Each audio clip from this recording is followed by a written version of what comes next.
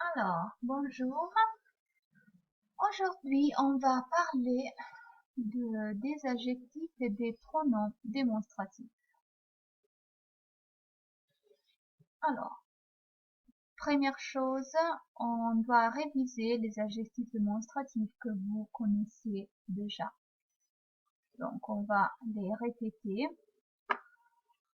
On a, pour le singulier masculin, ce ou cette, si le nom commence par voyelle ou H muet. Féminin singulier cette.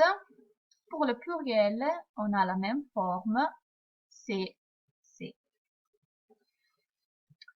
Donc, en italien, les adjectifs démonstratifs questo, questa indiquent un objet ou une personne qui se trouve près de la personne qui parle, tandis que quello, quella indique un objet ou une personne qui se trouve loin.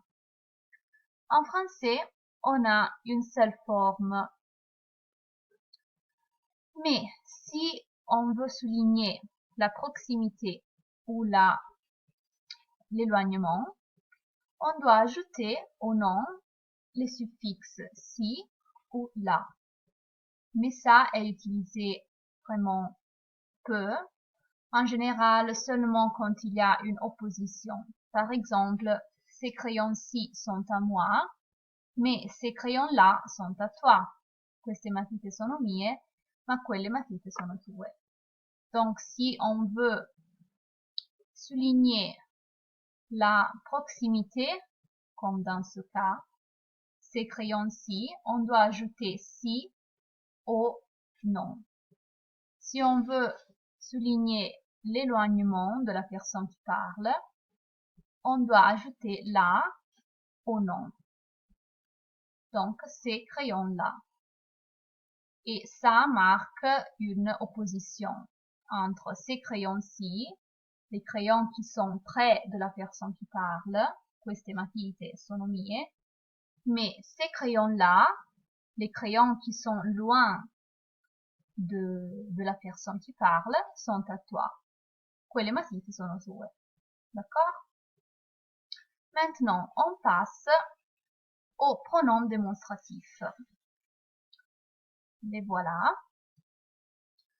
Alors, en italien, les adjectifs et les pronoms démonstratifs ont la même forme. Parce que je dis questo libro è bello, questo è brutto. J'ai utilisé dans les deux cas questo, non? C'est la même forme. En français, au contraire, ils ont des formes différentes. Vous voyez, ici, tout a changé. Donc, le masculin singulier, c'est celui-ci ou celui-là. Le féminin singulier, celle-ci, celle-là. Le masculin pluriel, ceci ou cela. Le féminin pluriel, celle-ci ou celle-là. Vous avez des exemples. Cette écharpe est à Marc e celle-ci, quindi questa sciarpa è di Marco e questa. Ces chaussures sont chères e celle-ci.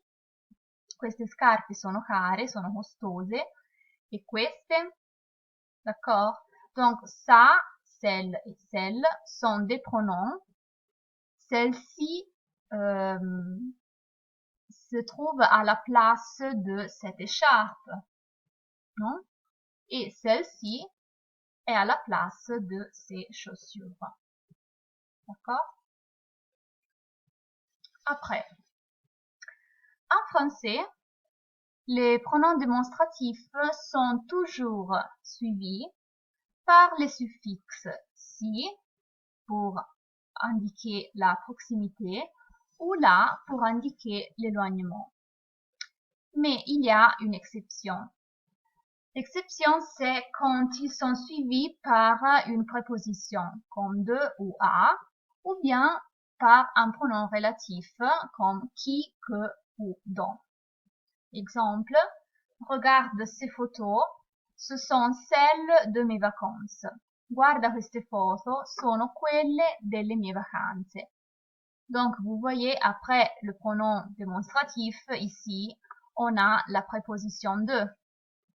Donc, on n'a pas besoin de mettre le suffixe si ou là.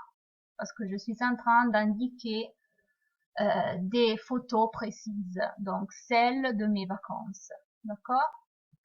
Ici, le blouson vert è celui qui te va mieux. Il giubbotto verde è quello che ti sta meglio. Ici, on a qui c'est un pronom relatif. Donc, même ici, on n'a pas besoin de mettre si ou là. Parce que je suis en train d'indiquer que le blouson vert est le blouson qui te va mieux. Donc, je suis en train de spécifier, je suis en train d'indiquer un blouson précis.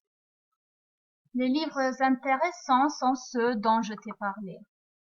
Même chose ici, dont c'est un autre pronom relatif. I libri interessanti sono quelli di cui ti ho parlato. Donc, j'ai indiqué des livres. Je suis en train de parler de livres spécifiques qu'on connaît bien. D'accord? Attention, si on a un adjectif, on a adjectif démonstratif et si on a le pronom démonstratif et un adjectif en italien, pour le traduire en français, on devra utiliser l'article déterminatif à la place du pronom démonstratif. Donc, je ne dirai pas celui bleu, mais le bleu. Comme quella piccola, je ne dirai pas celle petite, mais la petite.